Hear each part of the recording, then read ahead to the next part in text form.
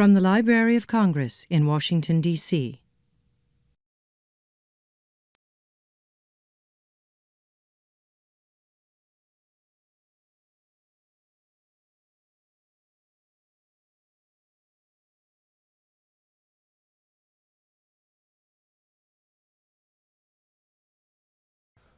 Hi, I'm Mark Horowitz from the Music Division of the Library of Congress, and I'm here with the master musician Jason Robert Brown, and we're here mostly to discuss music. I don't know if we called this sort of a oral history, but it's going to be fairly focused.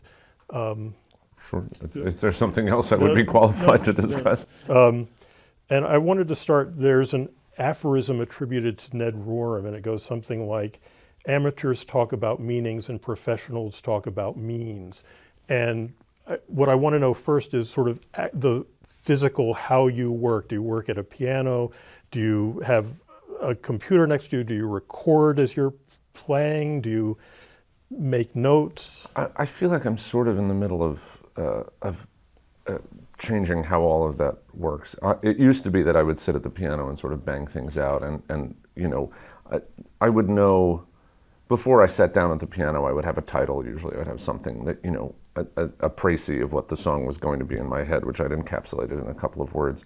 And so I would sing that title, and I'd have an instinctive sense of what is the tonality of the, you know, is it a major key, minor key, sort of, you know, and what is the style of it? Is it sort of jazzy? Is it sort of rocky? Is it sort of classically? You know, sort of the basic parameters around that.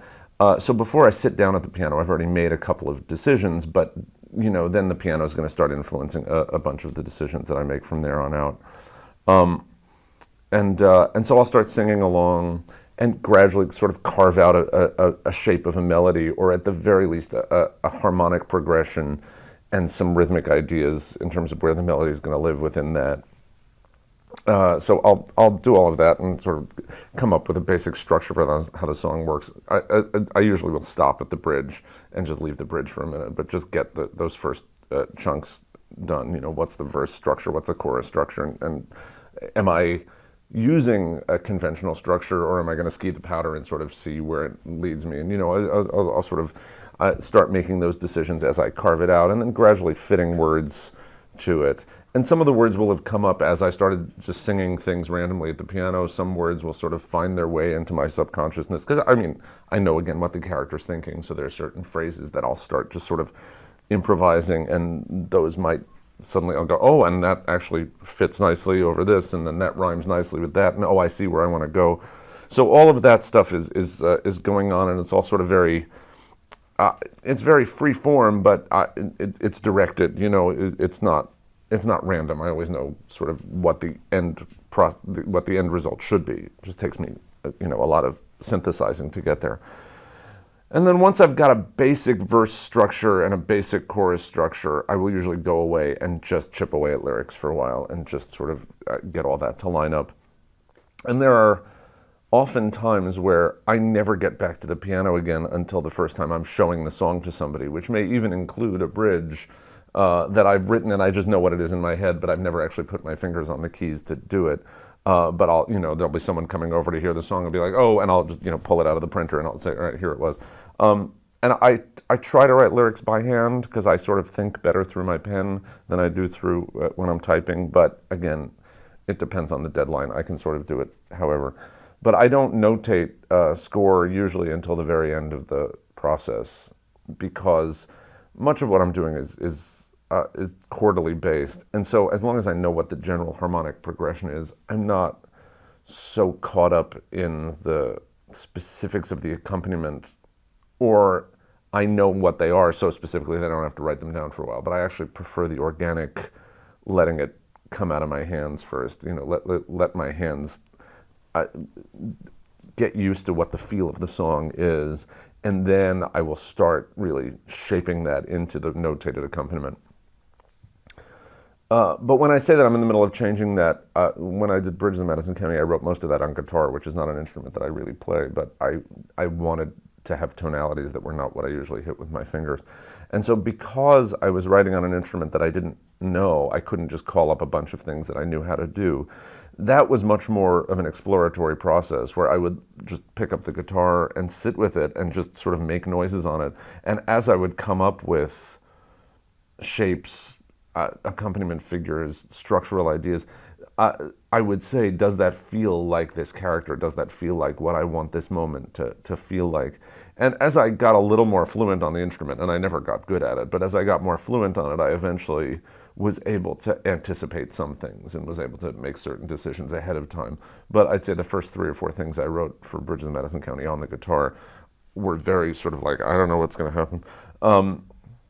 And I liked that sort of looseness and craziness, but within that looseness, then the rest of the process was very similar, that once I would sort of see a light at the end of the tunnel, then I knew how to sort of push towards it. But lately I've also been doing a lot more of recording stuff as I'm in the middle of writing it and then just letting it marinate for a while, or sometimes I'll layer recordings on top of each other and I'll use the GarageBand on my Mac and sort of let that be a template for things. There was one project that I had to write very, very quickly, and it all needed to be very idiomatic music. It all needed to be really rock music, and I found that I just used the drum loops from GarageBand, which are very generic, and I just used those.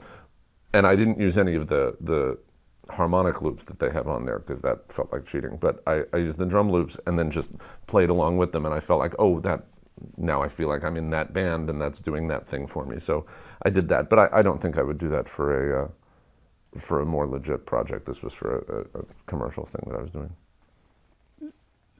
You've talked a lot about the importance of structure in songs. So when you have this initial idea, do you have a sense that this is going to be, the A section will be about this topic, then it will go here and the bridge will go that direction, or it's not that? I feel like there are a lot of songs where I may have outlined that in advance. There are certainly, I think the vast majority of my songs, you can diagram them that way after the fact.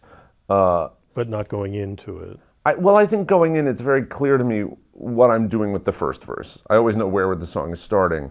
And then I will need to do something else for the second verse, because I have a real philosophy about the way that theater songs have to function and what justifies repetition. Because to me, it feels like if the music is going to repeat itself, then dramatically you can't be repeating yourself. The lyrics have to be taking you someplace else. And when I teach, I often have a thing I talk about how, if you're going to be trying to convince somebody of something, you might say it to them.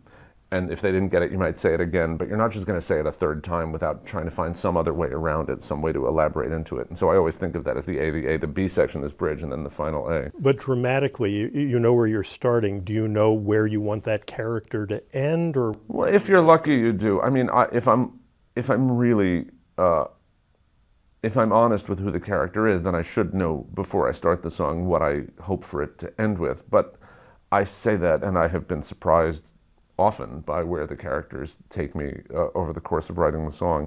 And sometimes it's something as simple as a rhyme is going to lead me over here, and because the rhyme led me there, suddenly the character feels something and learns something that's not untrue to the character, but it may not have been what I intended the song to say, but having said it, all of a sudden it, lifts the song. And likewise, I can have that and then it sends the whole song off the cliff and I have to go and rescue it back. But I think in terms of the sort of structure over everything, there is always a general sense that you're going to at some point over here, if this is the whole piece, then at some point over here, there's going to be the kind of ultimatum of the song. There's going to be some real turning point about what the piece is. And then the resolution, which is either positive or negative, or even stasis, however things resolve from here. But all of the thing that gets you up to that point is really, it's asking the questions and finding other ways to ask the questions. And I feel like that's what the song always is. The song is a series of demands and questions, trying to lead up to a decision.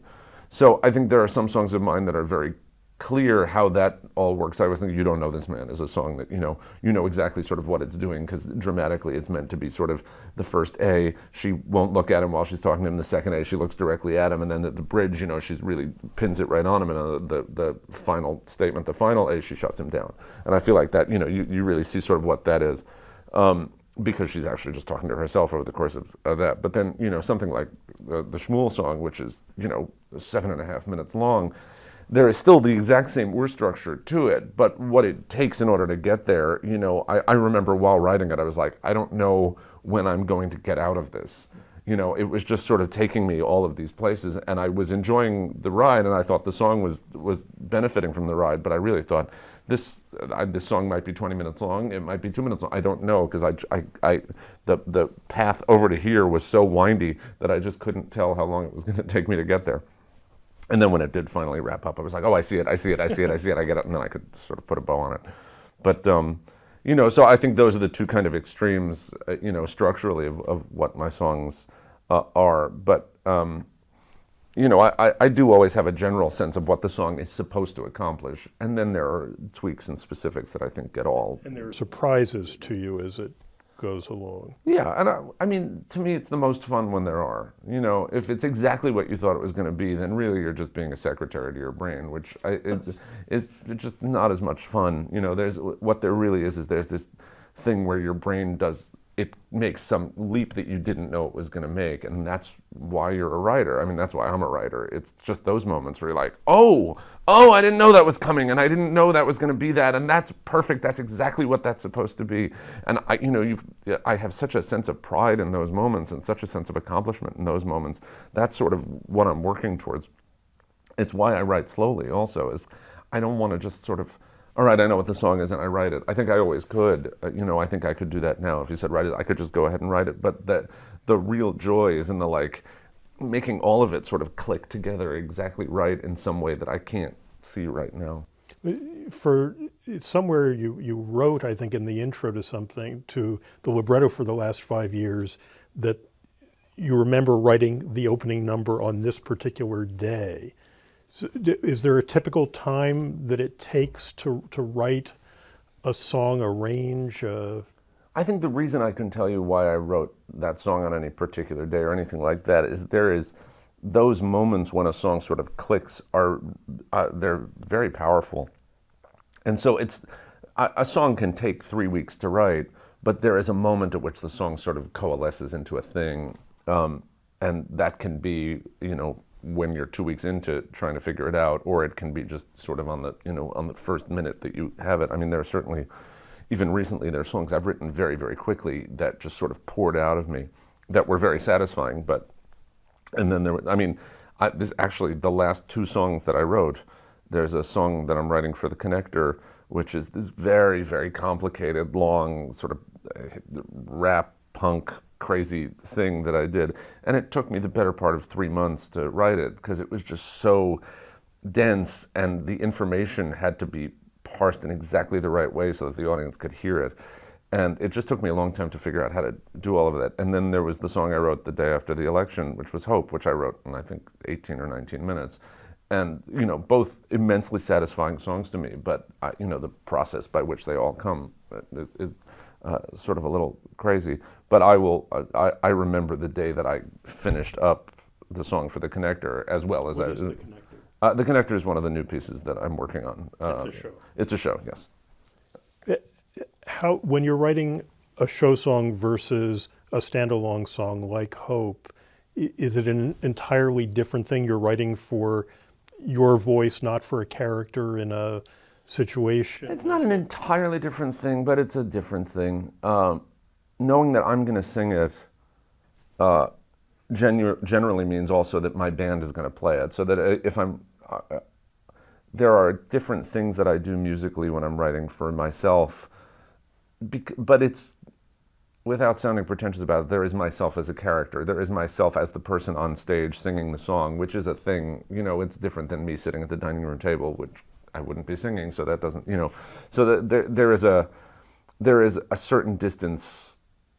It is an intangible and unmeasurable distance between me and that guy, but there is still a character involved in that.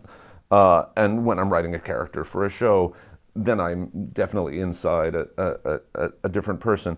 There are even times when I'm writing songs for shows that I know I'm going to want to do in my act, that I know I'm going to want to do with my band, And I do approach those differently. I find that the songs I write for the guys, I tend to really think about, am I going to want to sing this out? Whereas the songs I write for the girls, I tend not to think that because I'm not likely to. And then sometimes I'll end up with one where like, oh, I have to do this, and I'll make accommodations for that. But it is in my head that, and I don't think it's a bad thing. I think because musical theater is essentially meant to be on a stage, it is meant to be performed, being able to anticipate the performative aspects of the material, I think is part of what makes my stuff what it is. I mean, I think it part of why my songs breathe in the particular way that they do is that I know that I will need to, physically myself, I will need to defend them, behind a piano, that's, if I can't do it, then I can't ask somebody else to do it. Back to the original sort of question, when you've sort of completed a song, what do you physically do? Do you write out a lead sheet? Do you write a complete? No. At this point, when I'm done writing the song, I'll record it and I'll do a pretty elaborate. I mean, obviously, I have a good finger, so I can do a pretty elaborate piano demo. And if it needs musical means that the piano does not accurately represent, if your imagination would require a leap that I can't expect your imagination to take in order to understand what the song is, then I'll also put other things on. I'll put percussion instruments on, or I'll put my guitar playing on, and none of which is very good, but it's just to give you an idea that this is not supposed to sound like me sitting at a piano. So I'll make the demo. I have one assistant who transcribes just the vocal line, because that is really just secretary work, and so they'll just transcribe the vocal line for me. And then sort of any obvious piano figures, anything that you can hear in the accompaniment that I clearly do over and over again, that's something that must be in there, and then leave the rest of the piano part blank. And so they'll deliver to me a finale file which has the vocal line in it and sort of whatever of the piano part was worth grabbing, so anything that will save me a little time. And when the singers first get the material in a reading in a workshop, usually that's all they get. My music director, Tom Murray, will often sketch in more complete accompaniments, but I deliberately keep those out of my personal files because I don't want to get sort of seduced by how easy it is to just use those. So Tom will sort of feather in some fake accompaniment so that he can play it at rehearsals, or so that the other rehearsal pianists can do it. And then eventually, usually when it's time to orchestrate, I will first write out a more fully realized piano part, even if that isn't what the piano part's going to be in the orchestration. I just sort of like to reduce it to something that I can then work from on a very concrete, because orchestration for me is still a very concrete thing. I know there's a lot of people who just play things into keyboards, or they work in a more abstract way than that. But for me, I need to see 2 staves worth of dots, and I'm like, okay, now I know what I want to do around it, and I know enough to eviscerate all of the dots. It's not, but it's just, for me, that's a useful guide. And again, if I have to work really fast, I don't need that. I know what I have to do. But in the ideal world, I'll realize an accompaniment fairly fully, and that's the accompaniment that we'll get in the vocal selections, that we'll get in the published scores, that will sort of be all that. And then I'll orchestrate it from there if I'm doing the orchestration. If someone else is doing the orchestration, if I send it to Sebesky, or if I send it to Charlie Rosen, or if I send it to Sam Davis or anybody else, then they'll usually, Sebesky writes by hand and illegibly. So I'll get Sebesky's charts back, and I'll usually have to have the copyist do that into a finale file so that I can actually just read what it is, because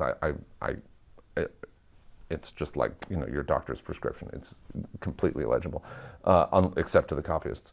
And so once I get that, then I will do a lot of corrections to anybody's charts. I fix a lot of orchestrations. I fiddle, and so I'll correct. If I get it from Charlie or from Sam, they'll send me finale files, and I'll usually do the corrections right into finale, which I know how to use. I'm not fast at it, and I don't like it very much.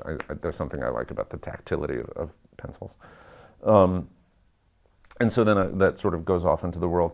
And I have a copyist in Chicago who does the vast majority of my work, and so he'll get all of it extracted. And then there's usually generations upon generations upon generations of fixes and cleanups and things like that until you get to a place where it can finally get published.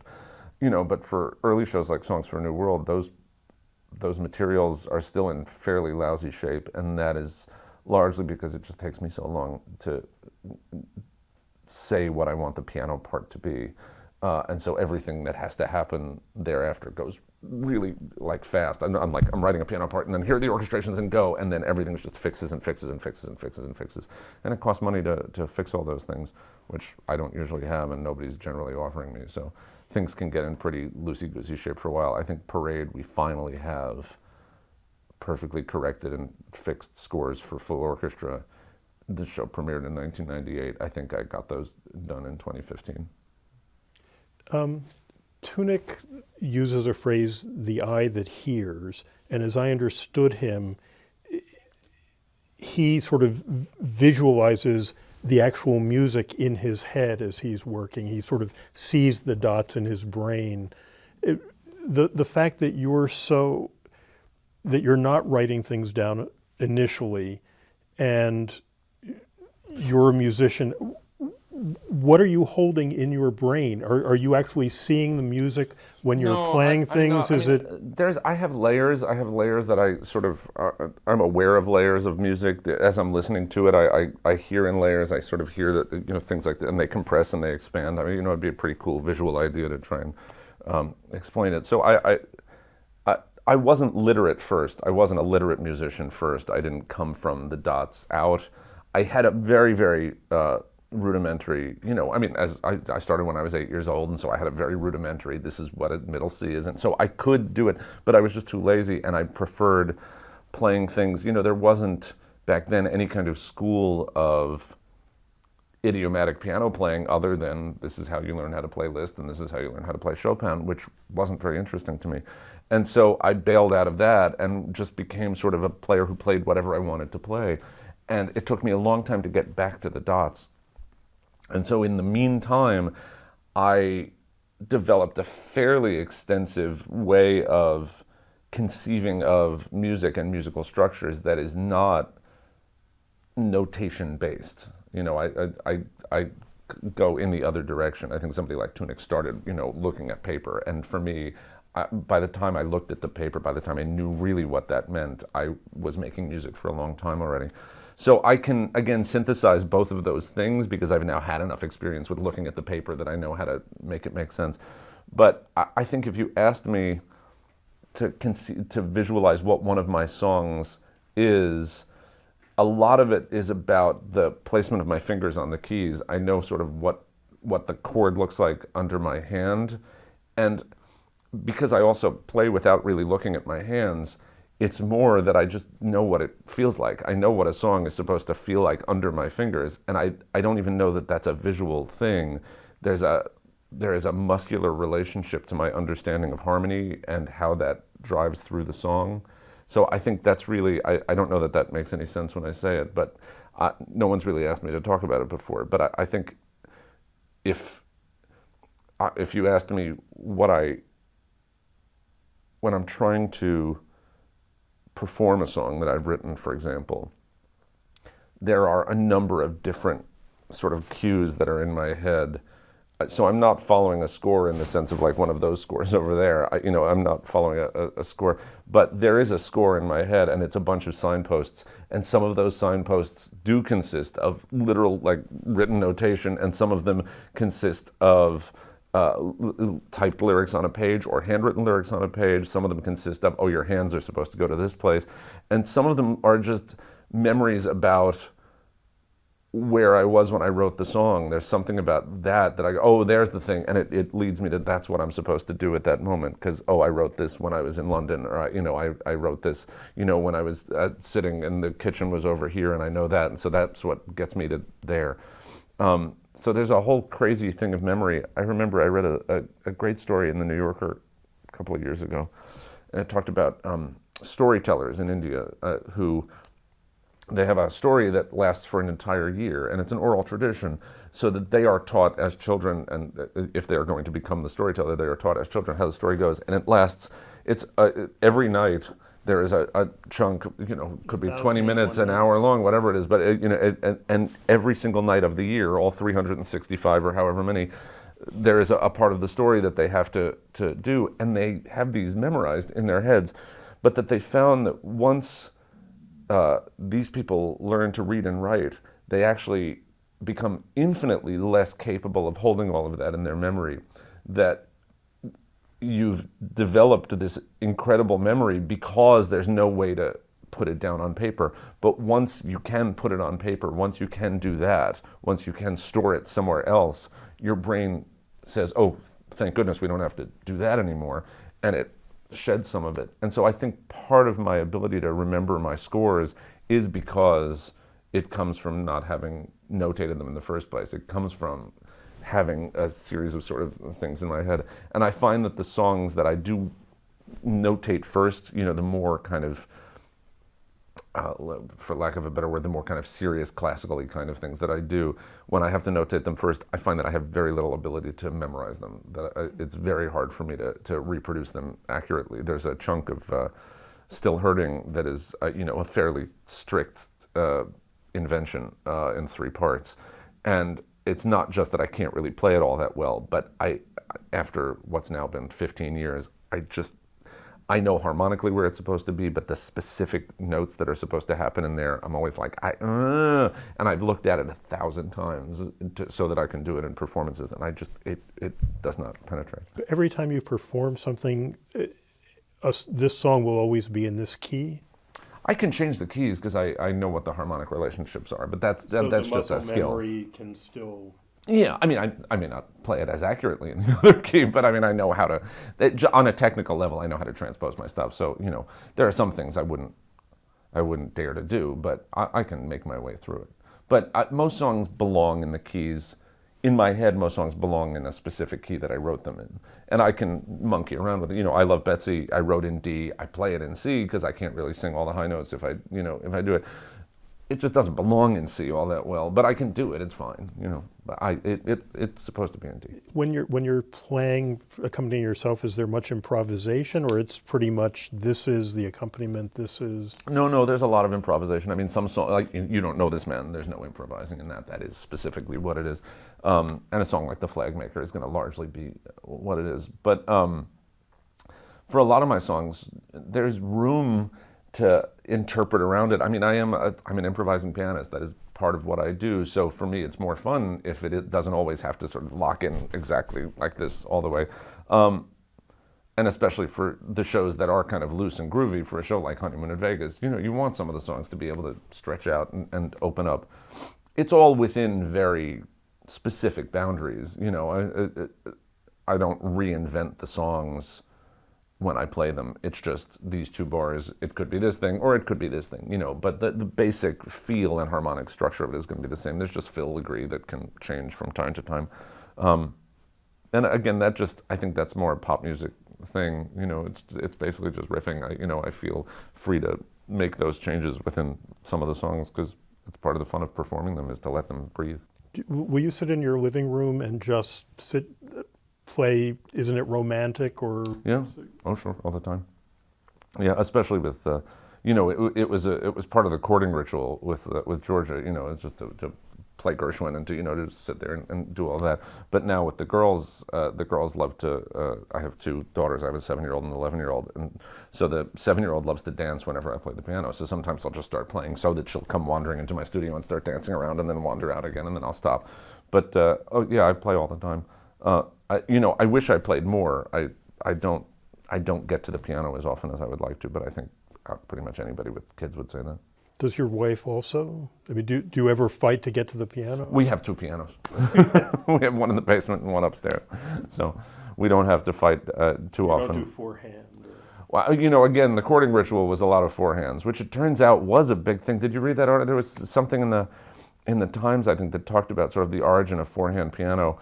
Was that it was back in the 1800s, it was a way to sit in the salon, when a man and a woman would sit together and play 4 hands, and that the really crafty forehand arrangements involved a lot of reaching hands over each other and doing things like that. And that part of it was, to allow, husbands and wives, but also, not husbands and wives to interact with each other very closely in that way. So we did a lot of that. We don't do an awful lot of 4 hands now, but again, whenever we get to the piano now, it's usually for work, so. It's not as much of that as I would like. Well, we got through my first question. All right, good. In a master class you gave, you talked about the importance of staging what you write as you're writing it. At what point in the process, as you're writing, are you picturing what the performers might be doing on the stage? Does that come afterwards? Yeah, I don't know if it's as specific as sort of saying you have to walk 4 steps left here. I'm going to leave to someone else to stage it. But it is about knowing what the actors are doing. What are they trying to do? And so I think I would say to an actor, know in your head what your staging is going to be so that you know how the song sort of works. Because this first A section is going to be one thing and this second A section is going to be another. So is there something physical you can do to explain to yourself why you're changing track, what all that is? There are times where I will write a song where it is not clear to me how the song is supposed to work on stage. I'll have just gone off someplace and really been excited about a certain idea musically or a certain idea lyrically. And so for me, at that point, I usually am going to sit and say, what do I want to say to the director about how this could be staged, so that they don't say to me, well, this doesn't make any sense, let's just cut it. Because if I can defend it, then I can keep it. If I really love it, then what I want to be able to say to the director is, you don't have to use this, but it could be that this section takes place, here. There's a section of Shiksa Goddess, even when it was the song before Shiksa Goddess, I Could Be in Love with Someone Like You, but there was that section of the song, the stage direction always is, maybe they're walking in the park.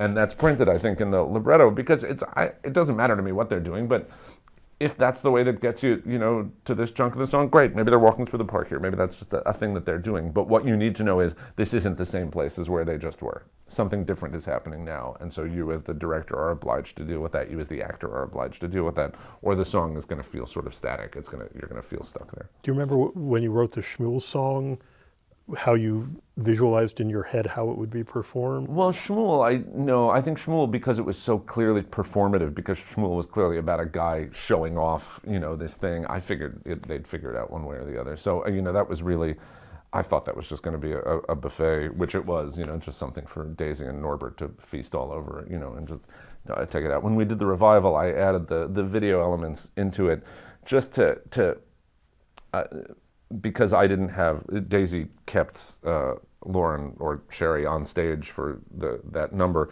so it gave Norbert something to play too. But because in my version the other actor wasn't on stage with Jeremy, I just or Adam when we first did it, I felt a need to sort of give a little bit more visual life to the way that he was telling the story.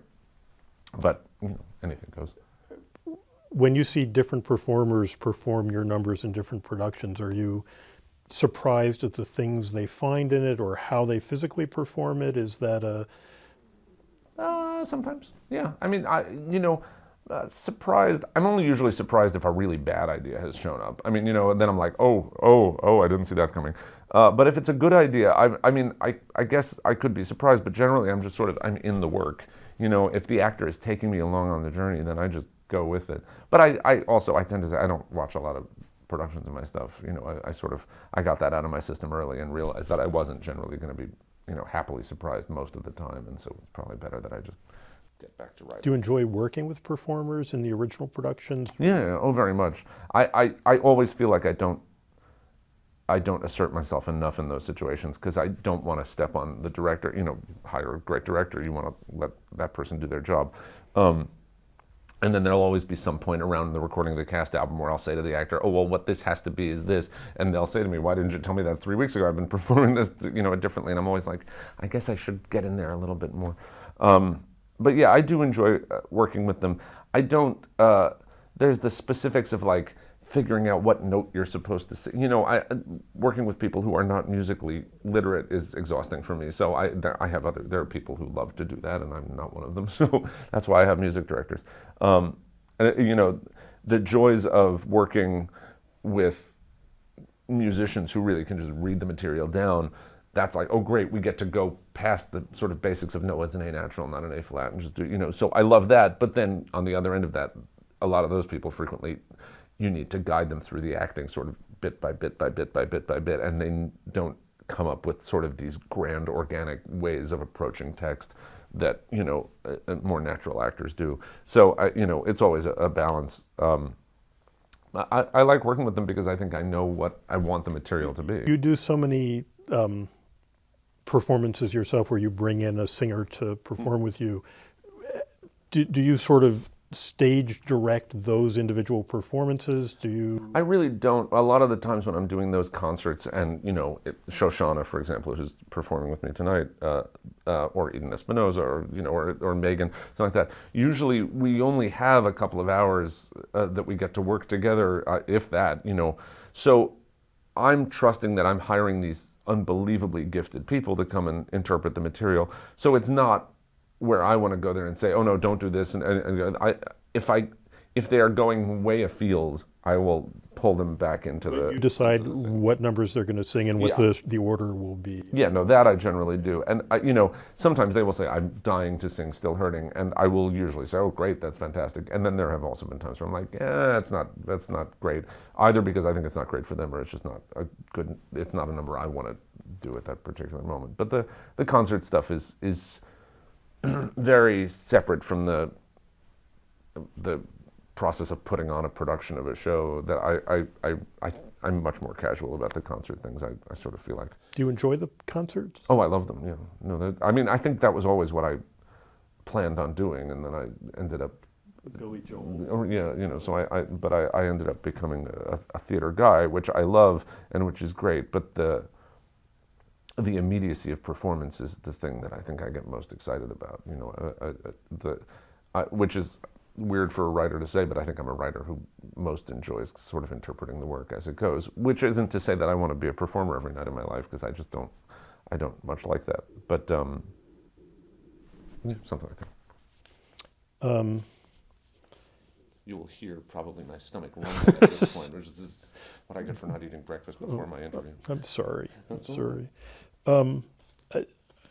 When I read through your music, I'm just constantly sort of in awe of your vamps and accompaniments and the inventiveness of them, and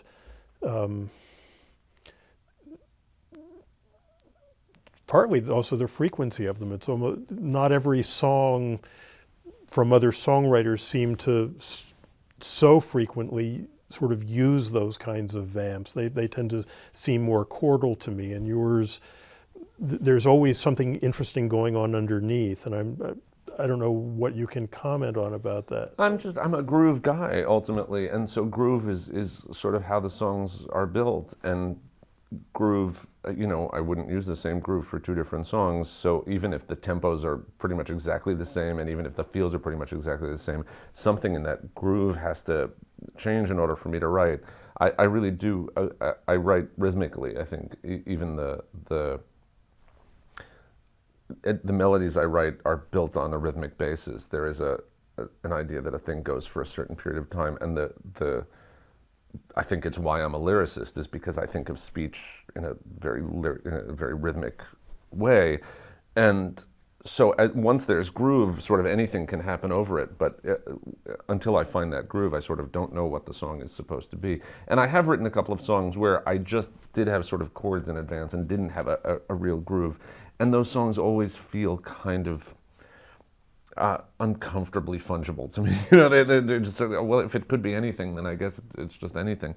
Stars in the Moon, it's not, when Betty Buckley does it with her band, it's a whole different groove that she has, but Stars in the Moon itself is specifically that groove that I wrote into it, and I wouldn't have known how to write the song without that pattern. That is sort of what drives the rest of it.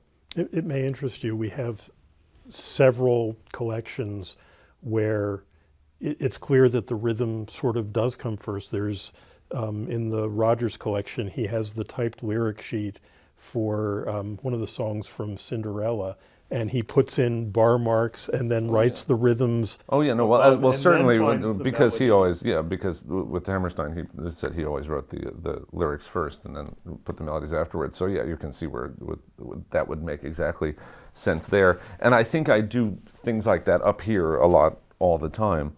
But I especially with popular-based music, there is always a sense of meter. The meter is kind of what drives the thing. I have occasionally tried to figure out how I can write things that are meterless, what does that mean? And when I just, for like, that would be an interesting idea for me to try. What is something that is non-metered, entirely non-metered?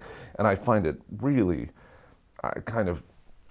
even when I hear it back, even when I've written this thing that the audience is not supposed to perceive any meter in, I still sort of feel like, no, I still hear it. I still know exactly sort of where events are supposed to happen in a real metric sense of the word. It's funny, just in Bridges of Madison County, I was sort of following the recording with the vocal selections, and all of a sudden I realized, I think 7 or 8 of the songs were either in 3/4 or in some triple meter, and was that intentional? Was that more romantic? It wasn't. No, I think that's just how I played the guitar. I think that was really about. So there was a certain strumming rhythm that just sort of led me to that thing. Yeah, no, not just in. I mean, they're all in 12/8 or some version of 12/8, but all. I mean, essentially at the same metronome marking. It was clearly like, this is how I play the guitar. Did that surprise you later? It did. I really thought I wasn't doing that. I really thought, oh, this is so clever. I'm coming up with all these different things, and then I just overheard the music director saying to the guitarist one day, "Oh no, it's at the exact same metronome marking. It's the same feel. It's the song right before it." And I was like, "What?" And he said, "No, they're exactly the same." Oh my God! But and then when I conducted the show, I thought, no, he's absolutely right. It was. Look at Me goes into World Inside a Frame, and they're exactly, they're just exactly right in the same place. And I thought, but it works. It's what I wanted to say. When you're sort of planning a score, do you think of, here's an up-tempo, it needs to be followed by a ballad, because you're on that particular ride, you can feel when, you're just sort of stuck at the traffic light for too long, and you can feel when, you've been going too fast and you got to pull it back. The energy of storytelling is, I think, a big part of what composers do. I think if you're going to write a musical, mostly what you're doing is controlling the energy of the storytelling, controlling the pace of it. And so to me, it's very important to stay on top of, are we going at the right speed? Is the information being given out at the right speed, and is the energy sort of the right energy that we need at this moment, or have we been up for too long? Most musicals, you hit the second act and it's just an endless pile of ballads, which drives me bananas. And so I try never to get caught in that trap. But there's a reason why, because as you're getting to the denouement, all of the complications are sort of coming in, so everybody's getting very reflective and very sad, and so that's why the second act tends to be burdened by reprises and ballads. But I try to keep that from happening. Do you find the audience tells you things, when you're out of town or in previews, you get the sense that how they are? They do, but it's not so much about that as it really is about me sitting in the audience, being able to experience it through their eyes. It's not like I have some psychic ability to feel that an audience, you can feel when they're really with you and you can feel when they're not, but that changes from day to day, honestly. Even if a show works perfectly, there are some days where the audience is really with it and some days when they're not. So I try not to go too much on like, oh, they didn't applaud too much tonight, because that you can go crazy. But there is a sense of, there is a certain kind of a state you have to get into, a state of total focus when you're watching a show, which is hard to do if you're the writer, because you can get trapped by, oh, I just heard the bassoon play an E flat, or, oh, why is that light going? There's a lot, or even just that, why is that person unwrapping a candy over here? But that state of total focus of, I am the ideal audience member for this piece right now. How am I receiving it? How is it coming at me? And so it takes a lot, and I think with our endless distractions these days, it's harder for me than it used to be to get into that state of total focus. But when you're in it, that really is that's what tells me the most about a show. There are always some little niggling thing in the back of your head that says, boy, this is going on a little too long. And you can have that feeling for like 4 performances and never really articulate it. It just sort of comes, and then the director will say something like, something's just not right about the top, and you'll find yourself saying, actually, it's too long. The number is too long. Let me cut this chunk of it. But it will have taken that many times through it for that thought to make its way all the way from the back of my brain into my mouth. And I find that happens a lot. I find that there are a lot of places where the pacing, it just takes me a couple of days to say, you know what, I feel it. I resist cuts for a long time, not because I'm so precious about the work, but because I genuinely feel like if I've conceived it right, it shouldn't be about cutting it. It should be, there's something that I did right about this, so let's not make the wrong choice. Cutting is easy, cutting is an easy fix. Oh, we'll just take this out. But there is a fix that we can find. Let's make sure it's the right one. And often it is about cutting it, but it may not be about cutting what everyone thinks it's about cutting something that happened 2 minutes earlier. It's that. So I try to stay very sort of present and alert for it. It's hard. It's a hard thing to do, but I find that I can't do it unless there's a whole audience around me. I'm curious about the arranging and orchestrating, and were you trained in that at all? Was that something from Eastman, or you just... When I was in high school and we would do, talent shows and things like that, and if I wanted horn sections, because I always did, because I was a kid who wanted, big bands around me. So I had to, you can read about it in books, but mainly you just gotta, you do it by ear. Stuff like, horn charts, jazz band kind of things. I would play in jazz bands and stuff like that. So I had a certain amount of fluency with that already.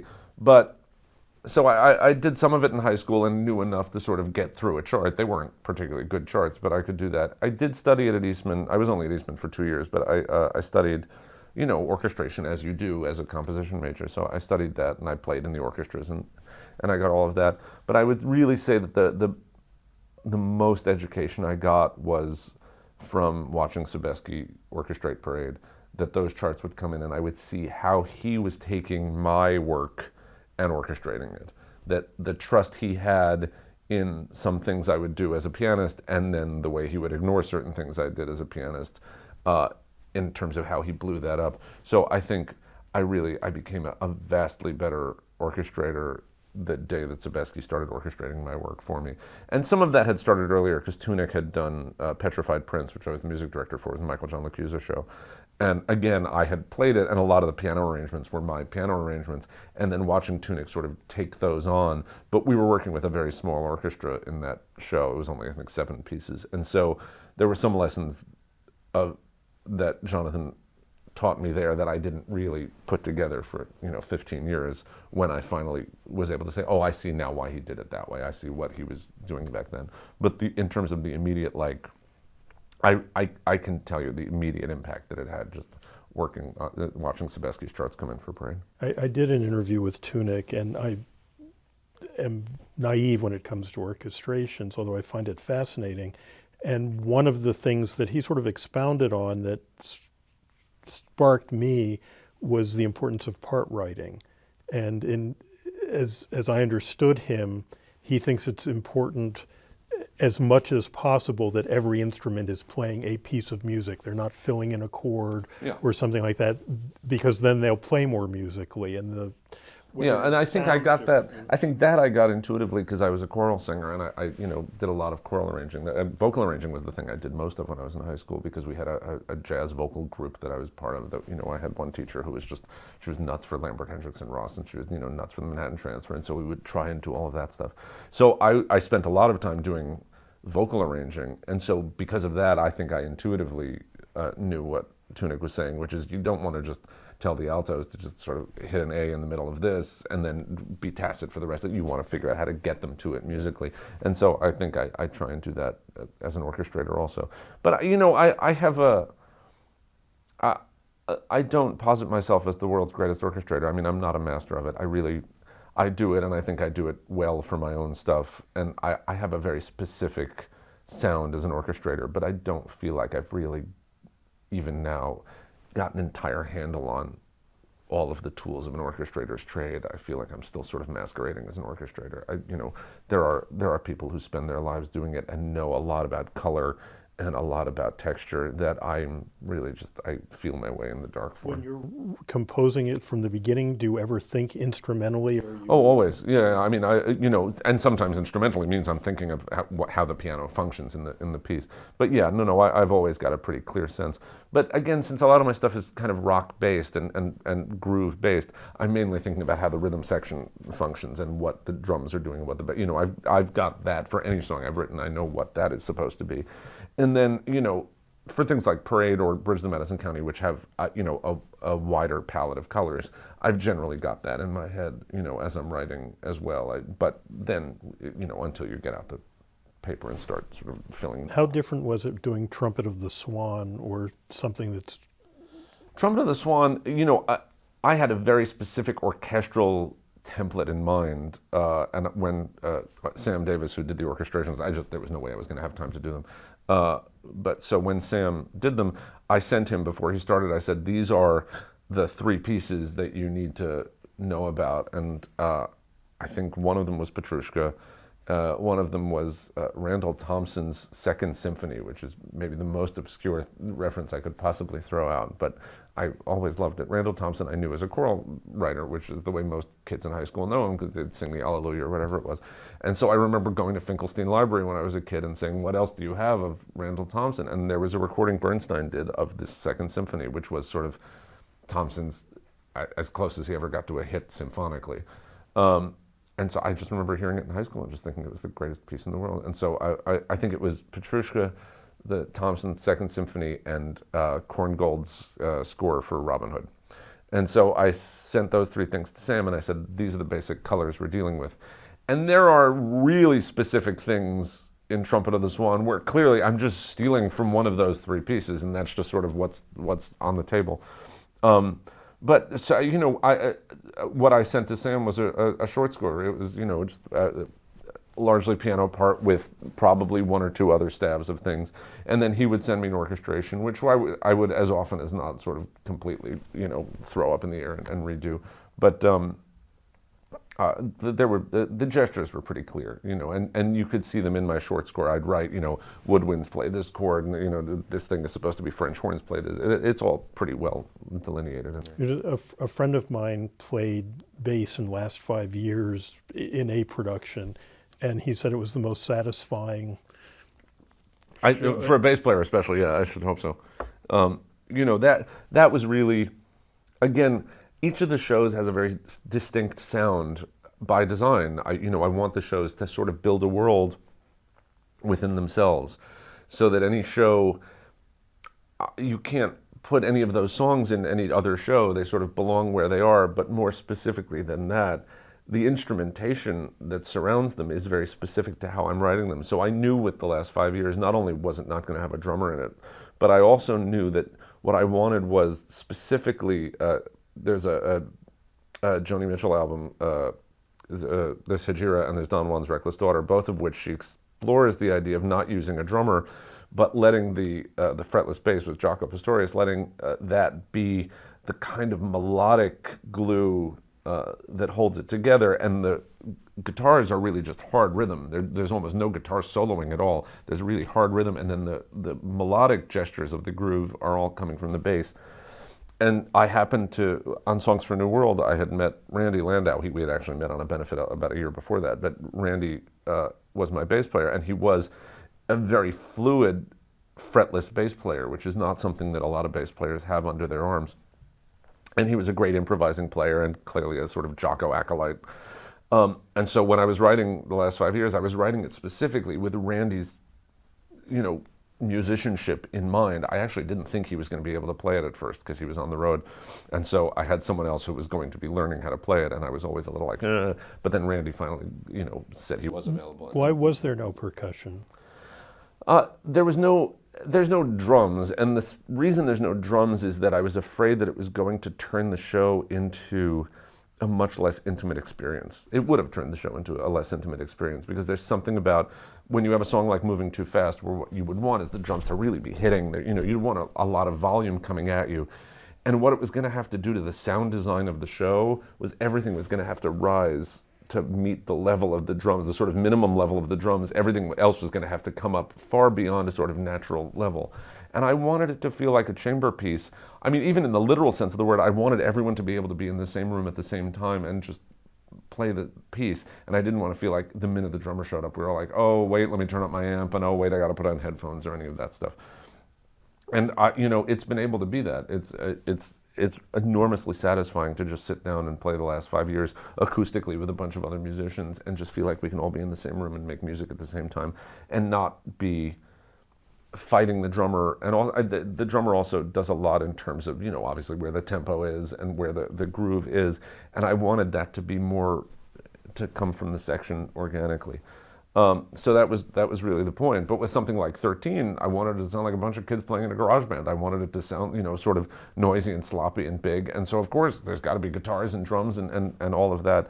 And Bridges of Madison County is, again, you don't want something that is so insistent that it pulls you out of the drama here. You don't want anything that comes with that kind of volume or that kind of aggression to it. So there are drums in Bridges of Madison County, but they're feathered in very subtly and very cleanly, and it's mainly a chamber orchestration. And again, Honeymoon in Vegas, you want it to sound like big bands. You want, what is Las Vegas supposed to sound like? I mean, now I think Vegas sounds like, electronic dance music, but what it was supposed to sound like in my head is, Frankie and Sammy and, and Dean. So you want drums and brass and all of that.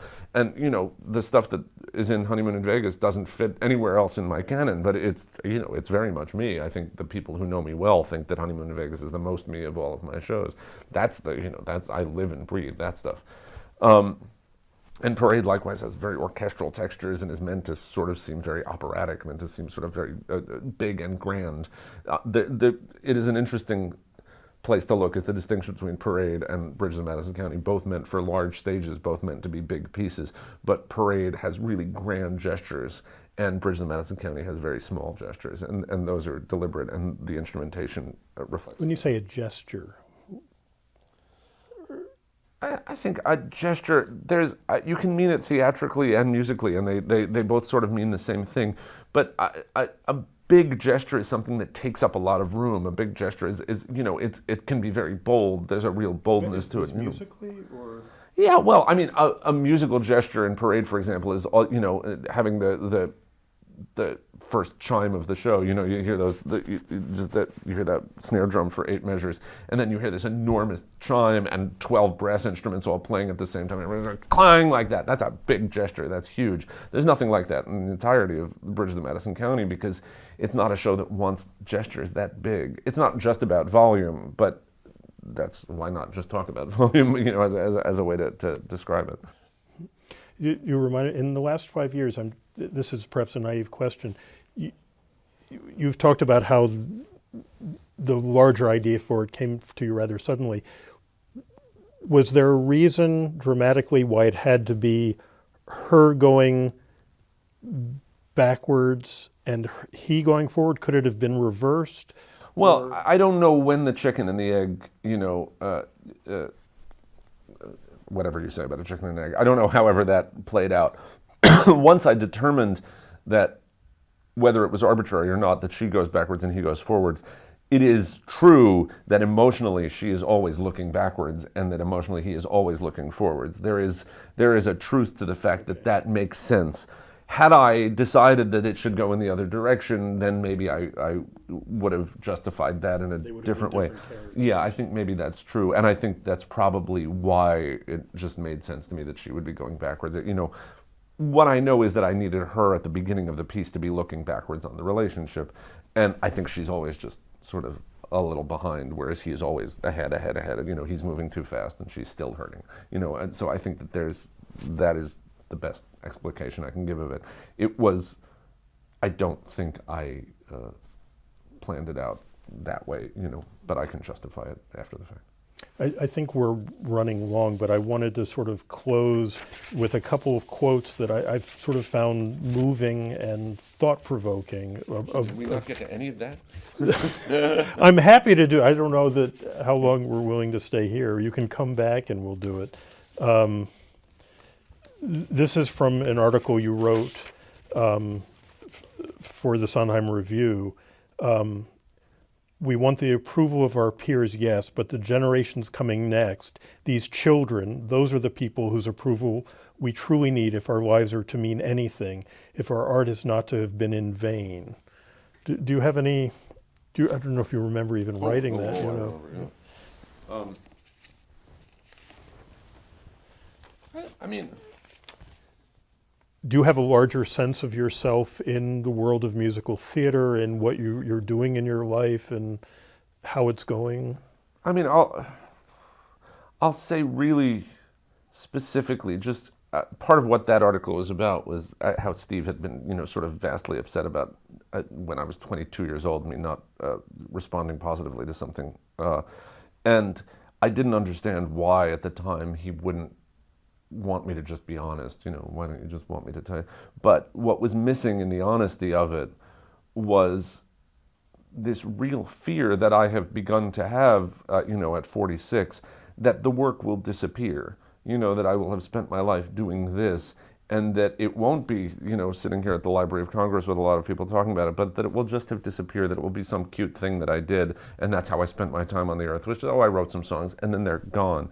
And what is vastly important to me in ways that I guess it is just the ego, but what is vastly important to me is hearing that the kids who come up under me, the people who are starting doing it now, when Lin-Manuel or when Pasek and Paul, when Joe Iconis, when those people will clearly reference my work in their work, and when they will say to me how much it means to them if I, approve of their stuff, when it's clear that they have taken my work and incorporated it into theirs and are the next generation, that I feel a little less afraid of becoming irrelevant. But then I also have a whole different fear that all I will be is sort of subsumed by these other people who will be more successful at it, or more, there's no way around the sort of perpetually fragile ego of the artist. It is, maybe I'm even more sensitive than some other people are about it. It's hard, but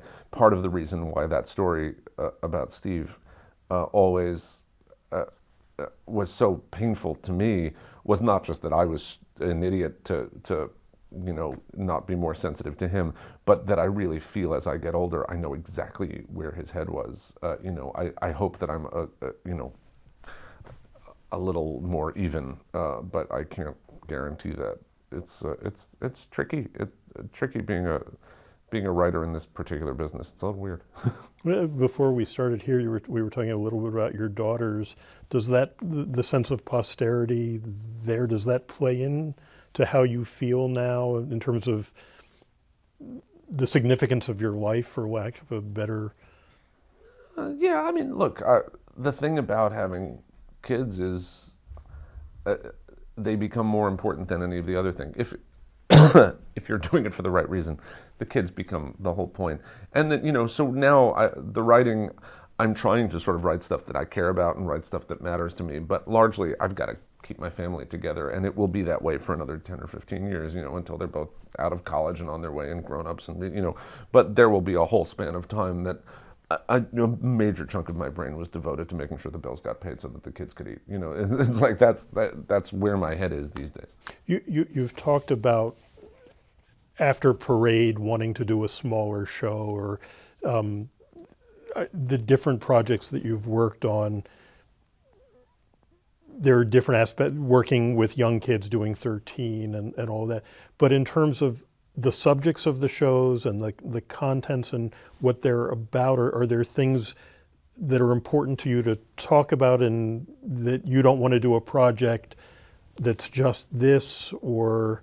As I get older, there are certainly things that don't matter to me to write about anymore. And, there was specifically a period when I had written 13 and then Honeymoon in Vegas and Bridges of Madison County, and all three of those were, they were real attempts to roll the ball straight down the middle of the alley. It was really, I wanted to write commercial projects. That was what I was doing. And adapting movies is a very specific sort of, I'm taking a property, and there are people who are the sort of the executors of that property, and they want to extend the brand, and I'm part of the extension of that brand. And I was in the middle of that.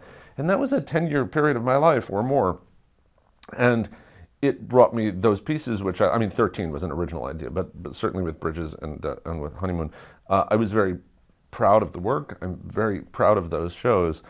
But the compromises and the negotiations involved in having to serve the brand of a piece, to serve the history of a property, the sort of corporate nature of all that really grated on me after a while.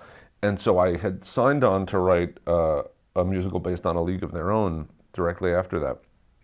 And I was working on it, and I finished the first act, and I got to the end of the first act, and I looked at the show, and I looked at the path ahead of the show, and it was good. I thought I'd done a pretty good job.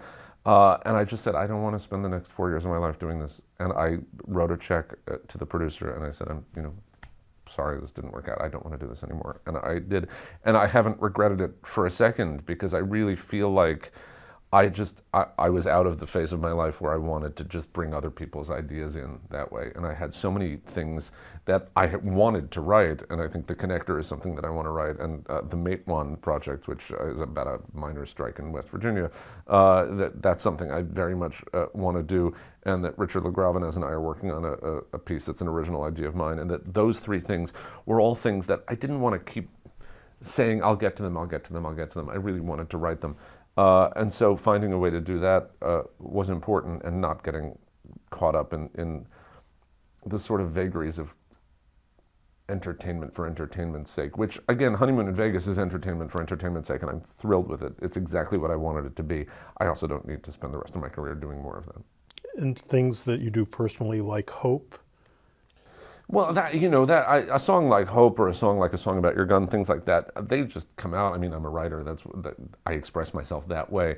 And even putting those songs out in the world is a little bit complicated for me, because I'm a little like, who am I and why, But I have learned that people want to hear them, and that, they matter to people. So I do say them, but I didn't sit down and write Hope with the idea that I'm going to put this out on my website today and people are going to go listen to it. I mean, you can't buy it. It's not like I make any money from it. I had to say it, and people were comforted by it, or people were something by it. People were moved by it. And I feel like, well, right, that's why you're a writer. You're a writer so that you can put your things out in the world and they can affect people. The last quote from you, I think, again, you were talking about Steve, and you say, I could have spent an entire life worshiping at his altar and never understanding that such great art as he creates can only be born of deep vulnerability. I have allowed myself to feel and embrace my own vulnerability ever since. I think there's a little bit of bullshit in that. I mean, I think certainly the work I was doing was vulnerable anyway, and I think that I was doing vulnerable work because of, again, I grew up on Joni Mitchell. That's a vulnerable songwriter. That's someone who's just putting herself out there entirely. And certainly I knew that Steve put himself out there entirely. There's something about being willing to just say things that hurt, that really sort of feels like part of what I want to be a writer to do. That feels very painful and satisfying. I can say this is a thing that hurts and put that out there. So I think I understood the vulnerability of it, but it's if there's a question about what I learned about my writing from that experience with Steve, I'm not sure that that's true. I think that's why I wrote that sentence, but I'm not sure that I buy it. But I think that ultimately, what do I want to say about it? You look forward when you're 23 years old, you're 24, you're 30 years old. You look forward to what your career is supposed to be, and you're going to do it. You're climbing up the ladder, and you look backwards at. I think Steve then would have been in late 60s, early 70s. You look backwards at what your career was, and you can either look at it as what it was, or you can look at it as what it wasn't. And I think I was acknowledging to myself that there will be a point where you look back and you can either see only what it wasn't, or you have to look back and see what it was. And I still battle with those things. I think Steve still battles with those things. I think that's part of the battle, especially if you're doing work that is not massively commercially successful, which that is, my work is not massively commercially successful. So I think I do a lot of, looking back and saying what it wasn't. But it is very important as I'm getting older to make sure I keep looking back and seeing what it was, because I'm. But do you force yourself to continue to be vulnerable in your work? Yeah, but that's inevitable, because the work is the work. The work has to be honest. You have to be honest as a writer, and you can't get hard. In an interesting way, Joni Mitchell's someone who got very hard as a writer. That the last two albums that she put out were very not vulnerable. They were very angry records, and you could sense that that was like, I can't keep opening myself up like this, you know, at 65, at 70 years old. I don't want to just keep ripping myself open. But to me, the work is to keep ripping myself open. I think that vulnerability is part of what makes the work resonate. And again, in some ways, I think the degree to which I rip myself open is why the work is not as commercially massively successful as I might want it to be. But that's, you know, it is what's in me. I'm going to close with thanking you, but also sort of putting a plug in. You talked about the posterity of the manuscripts there, so I hope you're saving everything, and that yes, I'm saving an alarming amount of things. You know, there's a pile of faxes from Hal about Parade that may not be readable anymore, but other than that, I think everything's in pretty good shape. Good. Thank you very much. Absolutely. Thank you, Mark. Thank you. This has been a presentation of the Library of Congress. Visit us at loc.gov.